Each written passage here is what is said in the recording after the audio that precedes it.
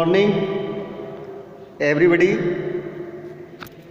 Myself, Giriraj साद अग्रवाल, मेरे YouTube channel में आप सभी विद्यार्थियों का स्वागत करता हूँ।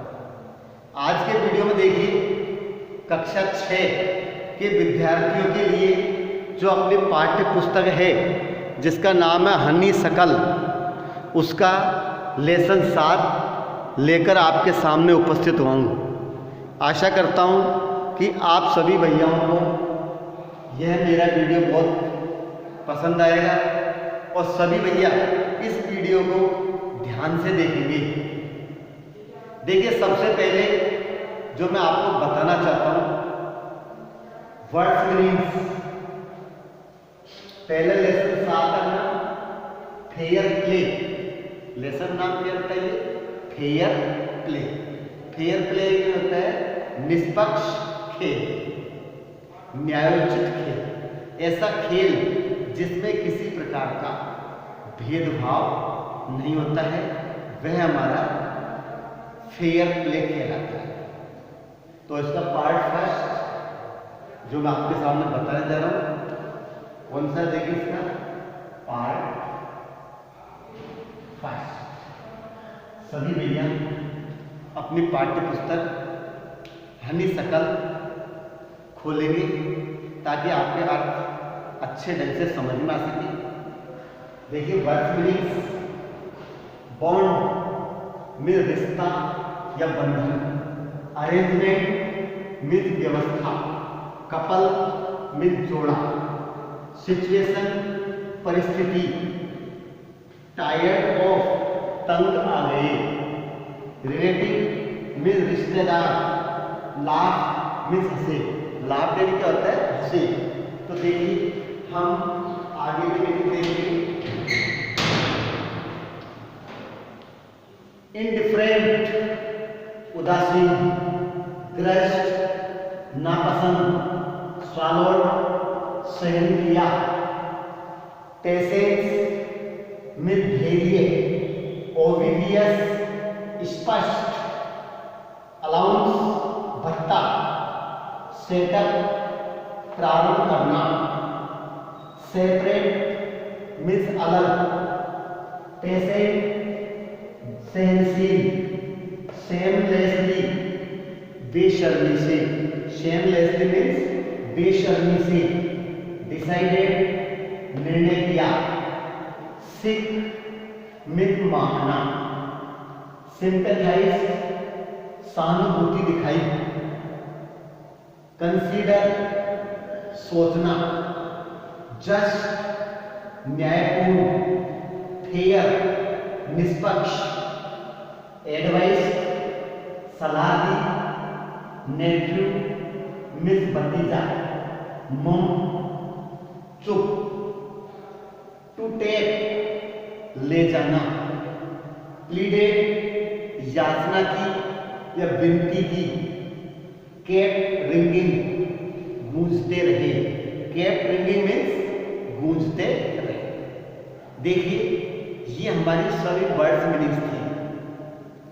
कृपया जिन भैयाओं ने मेरे चैनल को सब्सक्राइब नहीं किया है, वो इस चैनल को सब्सक्राइब करें और आपको अपने वीडियोज का लाभ निरंतर रूप से मिलता रहेगा। अब मैं आपका हिंदी ट्रांसलेशन समझाने जा रहा हूँ, तो इसके लिए सभी भैयाओं से रिक्वेस्ट करूंगा कि अपनी पाठ्य पुस्तक का पेज क्रमांक 84 खोलें ताकि आपके अर्थ अच्छी तरह समझ में आ सके। देखिए, इसमें एक बहुत अच्छी कहानी बताई है जुम्मन सेठ और अलगू चौधरी के बारे में। बहुत अच्छी कहानी बताई है। Jumman Seth and Algu Chaudhary were good friends. क्या थे बताइए? जुम्मन सेठ और अलगू चौधरी अच्छे दोस्त थे। So strong was their bond of friendship. तो so strong was their bond of friendship, उनकी मित्रता का बंधन इतना मजबूत था that when either of them went away from the village, उन दोनों में से कोई भी गांव से बाहर जाता था तो other looked after his family, तो दूसरा व्यक्ति उसके परिवार की देखरेख करता था। Both were greatly respected in the village, और गांव के अंदर दोनों का ही बहुत बड़ा सम्मान था। तो both were greatly respected in the village, गांव के अंदर दोनों में बहुत बड़ा सम्मान था। The other, Jumman had an old aunt, Jumman Sheikh जो था उसकी एक वृद्ध आंट चाची थी। Who had some property, जिसके पास कुछ थोड़ी संपत्ति थी। प्रॉपर्टी होती है पूंजी, संपत्ति थी उसके पास। किसके पास थी? जुम्मन शेख की चाची के पास। This she transferred to him, यह उसने स्थानांतरित कर दी। On the understanding, यह समझकर that she would stay with him, यह सोचकर कि वह उसी के साथ रहेगी। And he would look after her, और वह उसकी देखरेख करेगा। उसकी चाची ने अपनी प्रॉपर्टी जुम्मन शेख के नाम कर दी थी। क्यों की थी? कि वह बुढ़ापे में उसकी क्या है, देखरेख करेगा और उसके साथ रहेगी। तो यह सोच कर दे दी कुछ। The arrangement work well for a couple of years, और यह जो प्रबंध था, व्यवस्था थी, तो अरेंजमेंट वर्क वेल, वर्क कई महीने तक चलता रहा। फॉर ए कपल, कुछ वर्षों तक चलता रहा।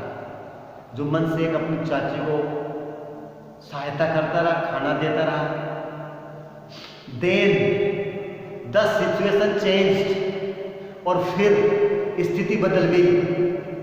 Jumman and his family were tired of the old relative, Jumman और उसका परिवार उस वृद्ध चाची से परेशान हो गया। क्या है वो? ओल्ड, पुरानी जो रिश्तेदार थी ना, इससे वो परेशान हो गया। Jumman became an indifferent to her as his wife, Jumman भी उससे क्या है, अलग हो गया। इंडिफरेंट मीन्स होता है अलग होना, उदासीन। ये उसके मन में उसके प्रति किसी प्रकार की कोई भावना नहीं रही, और उतना ही जितना कि उसकी पत्नी, दोनों उससे उदासीन हो गए, कोई भावना नहीं रही। Who grudged even the little food, यहाँ तक कि जो थोड़ा बहुत जो भोजन देते थे ना, वो भी देने से उन्होंने बंद कर दिया। ना पसंद, अच्छा नहीं लगता था उसको खाना देना। That the old lady wanted every day, जो थोड़ा बहुत खाना था वो वृद्ध लेडी प्राप्त करना चाहती थी, उसके प्रति भी उनकी इच्छा नहीं थी, खाना देना भी उसको नहीं चाहती थी। She swallowed these insults, उसने इन अपमानों को सहन किया।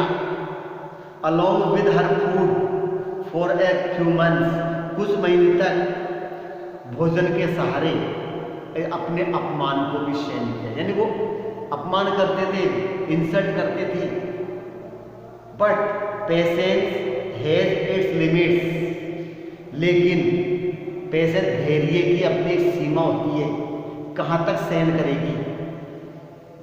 One day she spoke to Jumman, एक दिन वह जुम्मन से बोली, my son, it is now obvious that I am not wanted in your house. Jumman से उसने कहा कि मेरे बेटे, ऐसा लगता है कि इस घर में मेरी इच्छा चाहत नहीं है, मुझे तो चाहता ही नहीं है इस घर में। सब मेरा अपमान करते हैं, मुझे खाना देने से भी उदासीन भाव दिखाते हैं। काइंडली गिव मी ए मंथली अलाउंस, कृपया मुझे मासिक भत्ता दे दिया जाए, कृपया मुझे मासिक भत्ता दे दिया जाए, so that I can set up A separate kitchen, ताकि मैं मेरी अलग रसोई तैयार कर सकूं, मैं मेरा खाना अलग बना सकूं। महीने का मुझे गुजारा भत्ता दे दे ताकि मैं मेरा खाना मैं अलग बना सकूं। My wife knows best how to run the house.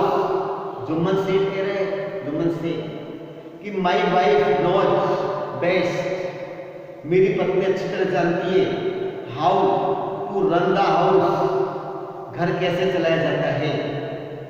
Be patient, थोड़ा सहनशील बनो, घर चलाना बहुत मुश्किल होता है। सेठ जुम्मन सेमलेसली, जुम्मन ने बेशर्मी से कहा कि मेरी पत्नी को पता है घर कैसे चलता है, तो थोड़ी सहन शक्ति रखो। This made his aunt very angry, इससे उसकी चाची को बहुत क्रोध आ गया।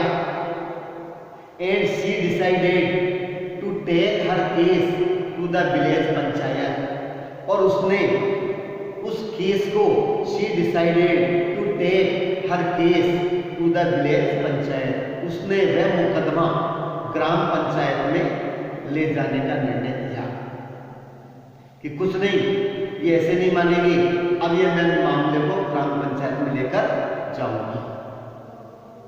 ठीक है।